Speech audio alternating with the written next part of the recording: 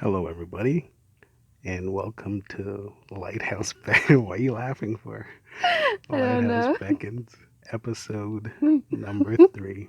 You're messing it up already. So, today we're pretty much going to share how Wait, we. who are you? Oh, I'm Tang. And I'm Dana. Dang, dang that. Today we're going to pretty much share how we began or our journey start with God and just, How we met him yeah, and stuff, yeah. in the middle and pretty much our continuing relationship with him now and so forth. But first, we're going to go into the versed, the versed It's a of the rough day. start. Yeah, that's what happens when you make me start. I tell you, I'm not much. I'm Giggling. not much of a talker. Yeah. Go ahead. Okay, verse of the day. For Saturday, October 5th.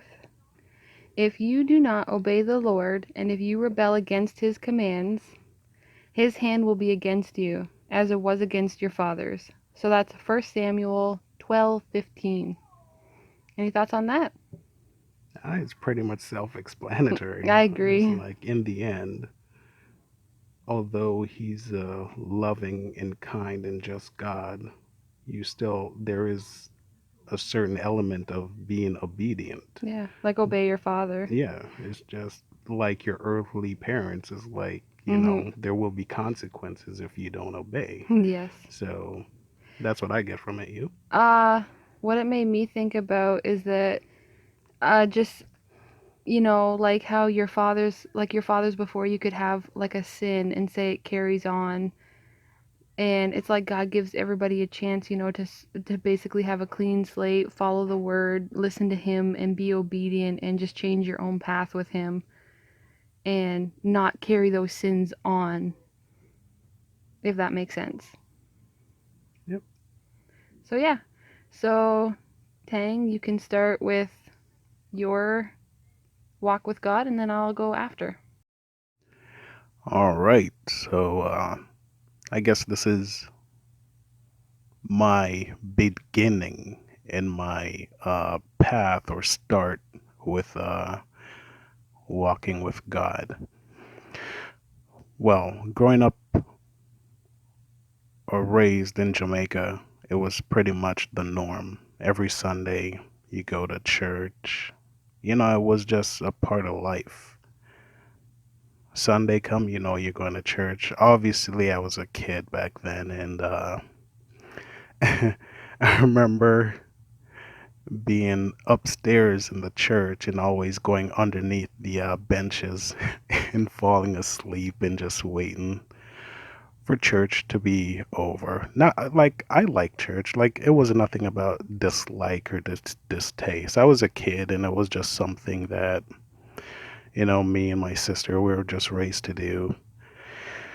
And yeah, time goes by. I came to Canada. Everything was the same. Living with my grandmother, we go to church every Sunday. This time I was about, 10, 11. And at that point in time, like, then you're like, Sunday church again. You just want to stay and play and do whatever. But church was still fun. You had Sunday school, you meet people, my cousins and my sister, and everybody were still going to church. And then I end up being baptized. I want to say either 12 or 13 or 11. And at that point in my head, like, baptism, it wasn't off. It was just the thing to do. I know that it'll bring you closer and like start the real relationship. But me as a 11 or 12-year old, I guess, well, looking back now, I didn't know the full step to it. Like, it was just, okay, now I'm baptized, and like, yeah, this is it. So time passed that I moved out And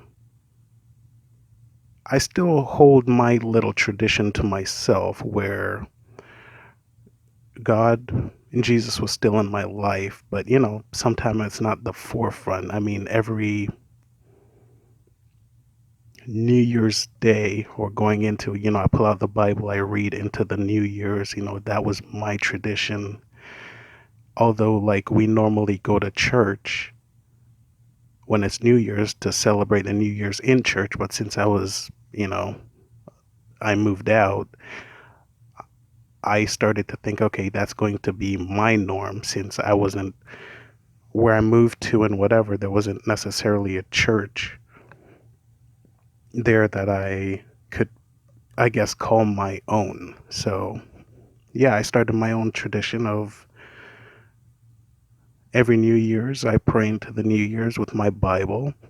And just God was still there with me in my way of thinking that, you know, I pray for things, as in, if I got an apartment, I pray over it, bless it. My first car, pray over it, bless it. It was just the norm, the thing to do. But there is just far more of understanding in what the relationship aspect of everything needs to be. So that was pretty much my path on my back then relationship with God and Jesus, and just, I walked the path, but let's say it wasn't studied or it wasn't a relationship. So as time went on, and I guess that being pretty much the path and whatever, but I guess now the reemergence of beginning to understand and being close and having a stronger relationship. I mean, it always could get stronger, but this is that what put me back into, okay, this is how it's supposed to be. My mom got ill and it was pretty serious. Long story short, she made it, you know, praise to God. And we went back, I went back to Toronto, back in church where, we're giving thanks that, this passed over her and weren't there. And then my grandmother was leading the prayer, and she's there giving thanks, thanking God for everything that had happened. She made it and everything. And out of nowhere, you see, the Spirit have a way of speaking through people that it seems subtle, but it just plants a seed in your heart and in your head and really make you think. And I'm a person, like, I don't necessarily like being, you know, center of attention and whatever. I'm quiet. I'm just like, in an essence, I'm a loner. I like my own space. I like, I'm kind of, I'm not saying I'm non-social, but I just like my little space. So up in front, my grandmother's praying, the family's there, everybody.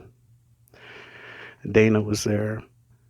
And all of a sudden, during the prayer, my grandmother said, and bless and help Tanguina because he doesn't understand. And then my ears perked up. I'm like, oh, like I got called out in the middle of the church. I'm like, oh, like what? Huh? Like, no, I understand. Like, I know what this is. I pray into the New Year's. Like, these are things that's going through my head after I left the church. And, it just stuck with me. Like, I just don't understand. And then those words just plant a seed in my heart, my brain, that what could that possibly mean? Like at this point, I'm thinking more of, okay, it was my grandmother that said it, but as time went on, the spirit that spoke through her to me to just embed that thing in my heart and my mind. So then it just began a stronger push to like form a relationship. And then everything from then on just start changing. Like I start fasting, I start reading the Bible more and just start just becoming more, I would say, knowledgeable, not as in studying the Bible, but just those little things that I haven't seen because let's say there was a veil, just something over my eyes, feel, thinking that because I'm doing what little I am doing, I'm fine. But then it goes to show that sometimes Christians or self proclaimed people of Christ will pick and choose what they want to follow, but not really invest and really build that relationship. So from that point on, it just did a 160 and I just started buck up. I mean, yes, the relationship could always be stronger, and that is a work in progress, but now I know more, and now I'm trying to fully begin to understand what that prayer, what that call out was in church. And ever since then, it's just been a close walk. And then I was blessed to have Dana by my side too through those moments. And it's just God always have a way of putting people in your life that makes your walk. Obviously, there's trial and tribulation, but there's always somebody in your life that makes it much more, I won't say easier, but just you could bounce back and forth within, my sister and her husband, and just things that we start like, they used to have little meetings at their house. We started to do our best to attend, and it was just a rebirth and getting a more better understanding and just feeding off of experiences and whatever they're going through or whatever we're going through at the time, and just growth and just we're still growing. And yeah, I guess that was how the journey began and how it is going now.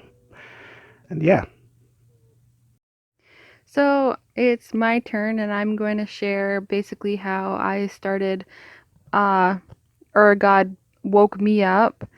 Uh, Dang, there's so much stuff I wanted to comment on as you were talking, but I did my best just to keep silent so that you could get your part out. But the only thing I'm going to mention is What's that? is what is a 160? Where are you going with that? You sure I said 160 or I'm was it pretty sure. 180? No, I'm pretty sure it's 160, but I'm pretty sure you should have said 360. But why am I gonna say 360? 360 is a full turnaround. If I had say 180, I wasn't fully straight, but all I had to do was just that little tweak, that little turn. So So I I'm guess go- that's nope. I'm gonna chop it up to loss in translation. I'm Jamaican, so yeah, sure. 160, 180, Yeah. every same thing. Yeah, right. Okay, so anyways, back to my recording.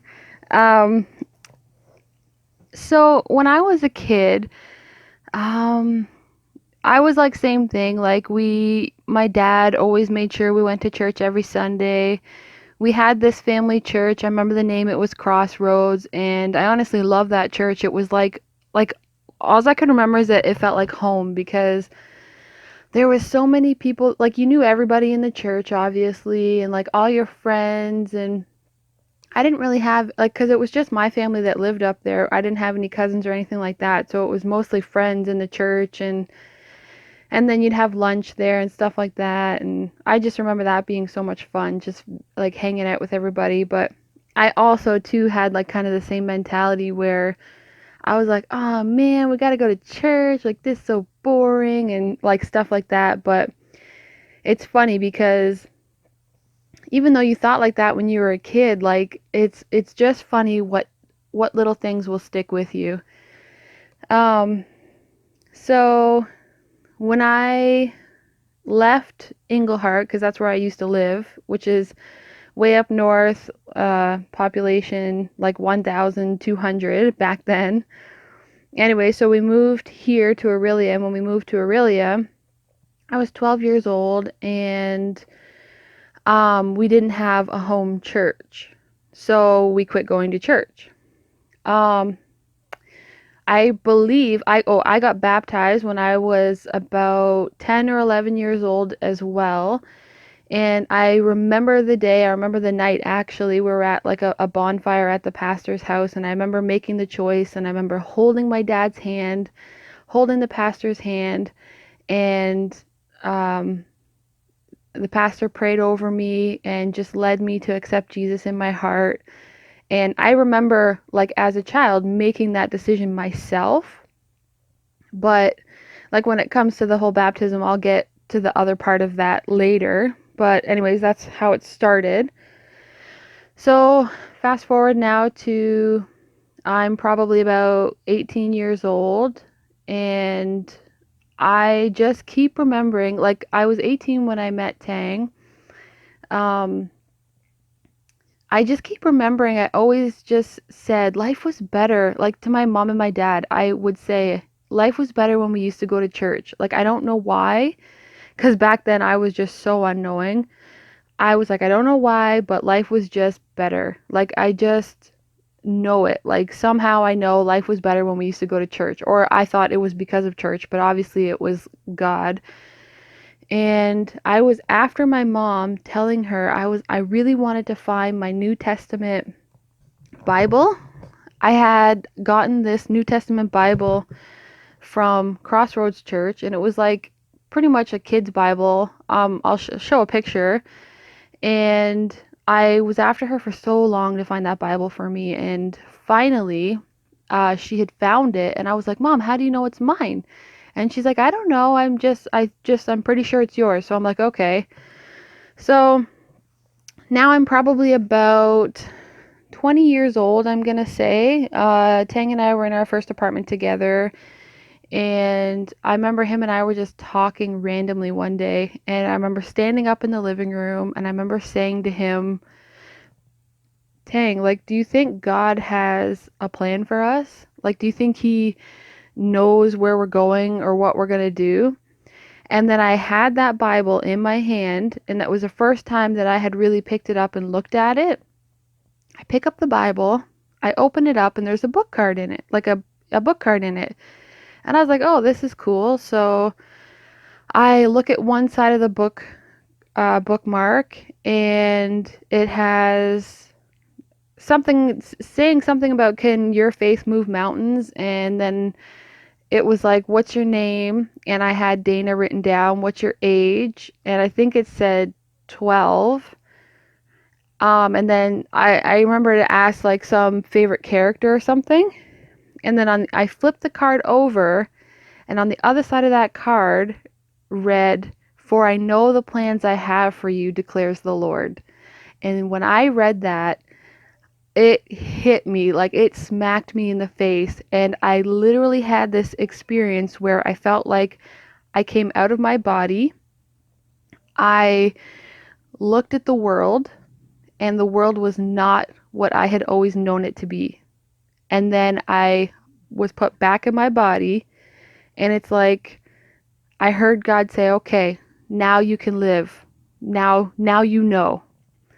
So what I mean by that is I just before that lived my life doing just whatever, like I just tried to be a good person as best as I could. Nobody's perfect. I make mistakes and whatever. And God was not really on my mind except for the times when I said, life was better when we used to go to church and when I was looking for my Bible.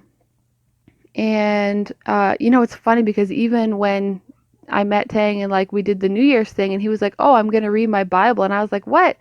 No, like that's not how you bring in New Year's. Like for me, it was like having a drink of wine or like something and then just like everybody screaming and going, Happy New Year's. And like, so things like that were weird to me. And, um, yeah, so that was just the hugest experience and beginning of everything, and everything changed after that.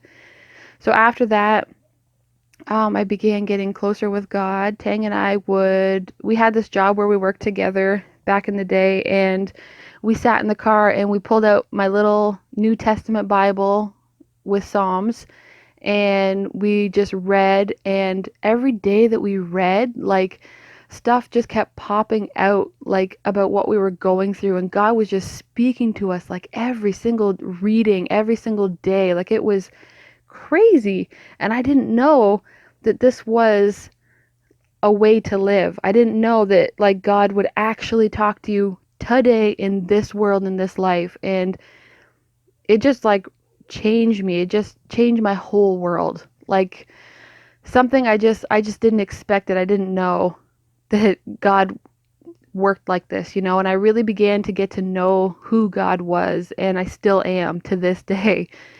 Um So at this stage now, we were meeting up with Tang's sister and her husband at times, and uh, we went to their church a few times. And then when I was younger, when I had been baptized, it wasn't in water. And when I was reading the Bible, I kept reading, first you get baptized in water, and then like everything else. And so I was like, I just wanted to make that choice when I was an adult and be rebaptized again and get submerged in water, and just knowing the full effect that that would have on my life, like because it was my choice.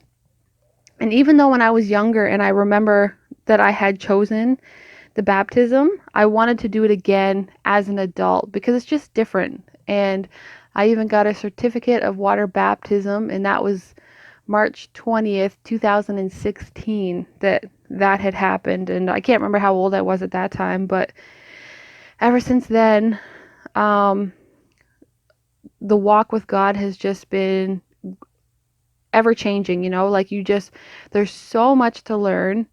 I feel like I have learned so much, and yet there is still so much to learn. And it's funny because I work in a nursing home, and I talk to some of my clients there, and clients who believe in God and have walked with God all their life, and they themselves, even at an old age of 90 something, are still learning from the Bible. And there's just so much, and I don't want to get too far off track, but that was basically my wake up call with God. That's how he spoke to me. And oh, it was just amazing. Life changing. I would not go back to the way that I was living before. And I know now for a fact that life is better when you know God. Life is so much better when you know God. And it's not to say that you're not going to face, trials and tribulations, but they make you stronger. Like, there's a reason, there's a point for everything. And it's just, oh gosh, I just would not change my life. Not like I wouldn't want to have a life not knowing God. So I'm so thankful that He just came to me, spoke to me, and yeah.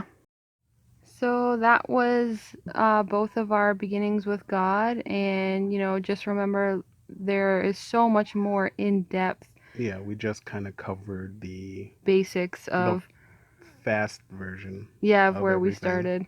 Although that's a little long for fast, I don't know. But, Yeah. anyways, yeah, that's the fast version. We just wanted to get out where we began. And, yeah, comment if you have anything that you would like to share, or, just your beginning. We just want to hear your beginning too. And And even so, your struggles yeah, and your rebirth or your reemergence of like the reemergent. 160s. Yep. Yeah. Yeah. So, and everybody remember, let all that you do be done with love.